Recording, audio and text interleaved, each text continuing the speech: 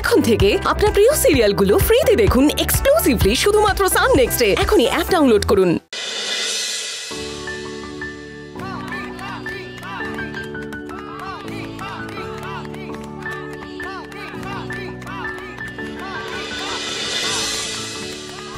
কি পাখির সাইকেলটা, নতুন সাইকেলটা দেখছি না কেন? ওর পায়ের জুতোটাই বা কোথায়? কি হয়েছে বলতো? কি হয়েছে? কি অবস্থা ওর? ওটাই তো কথা হচ্ছিল মা, পাখির সাইকেল জুতো সব চুরি হয়ে গেছে।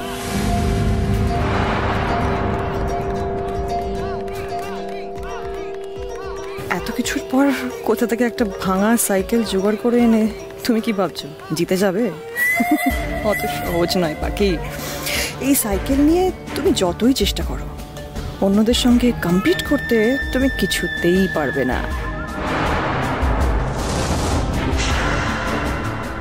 না না, এই মেয়েকে মাঠে বেশিক্ষণ টিকতে দেওয়া যাবে না।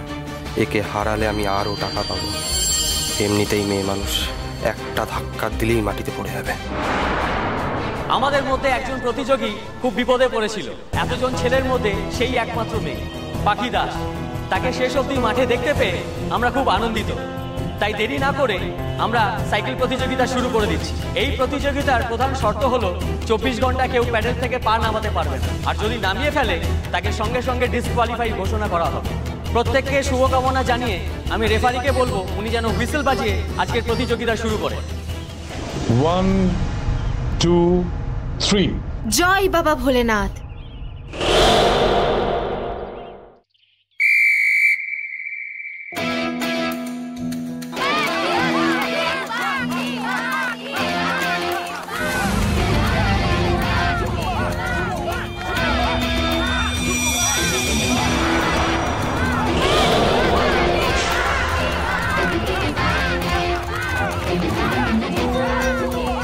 এরকম একটা ভাঙাচোরা লজ্জরে সাইকেল, তাও আবার ছেলেদের সাইকেলও কি করে বলতো?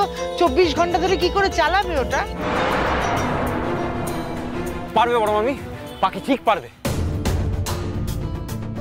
এত কিছুর পরেও যখন পাখি সাইকেল নিয়ে সেখানে দাঁড়িয়েছে, ওর মনের জোর নিয়ে এই সাইকেলটা চালাতেও পারবে। তাই যেন হয় অমর, পাখি যেন এই লজ্জরে সাইকেল নিয়ে সবার মুখের উপরে জবাব দিতে পারে। সবাই মিলে পাখিকে চেয়ার আপ করো, ওর মনের জোর বাড়াও।